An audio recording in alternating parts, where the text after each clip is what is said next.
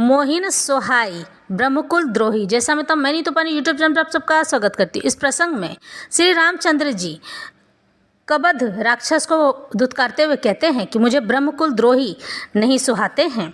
अविरल भक्ति मांगी बर गिद्ध गयो हरिधाम, तेहि के क्रिया जथोचित निज कर कीन्ही राम। कोमल चित अति दीन दयाला, कारण बिनु रघुनाथ कृपाला। गिद्ध अधम खग आमिष भोगी, गति दीनी जो जाचत जोगी। सुनहु उमाते लोग अभागी, हरि तजी होहि विषय अनुरागी।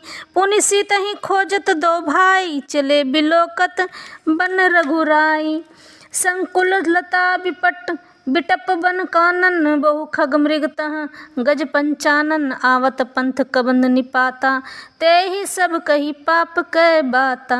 दुर्वासा मोहि दीन्ही सापा, प्रभु पद पेखी मिटा सो पापा। सुनु गंधर्व कहूँ मैं तोहि, मोहि न सोहाई ब्रह्मकुल द्रोही।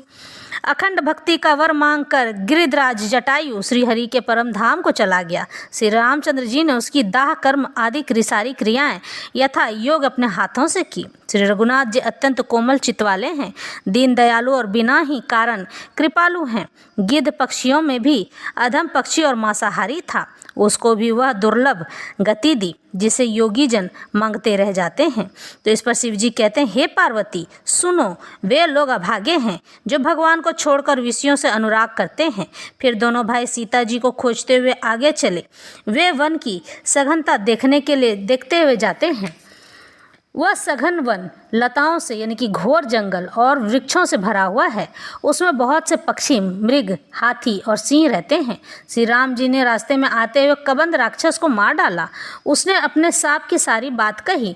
कबंध राक्षस कहता है, दुर्वासा जी ने मुझे श्राप दिया था, अब प्रभु के चरणों को देखने से वह पाप मिट गया है। तो श्री रामचंद्र जी इस पर कहते हैं, हे गंधर्व सुनो, मैं तुम्हें कहता हूँ, ब्रह्मकुल से द्रोह करने वाला कोई भी मनुष्य या राक्षस मुझे नहीं सुहाता है। मैं उसे देखना भी पसंद नहीं करता हूँ। तो इस तरह से यह प्रसंग यहीं समाप्त होता है।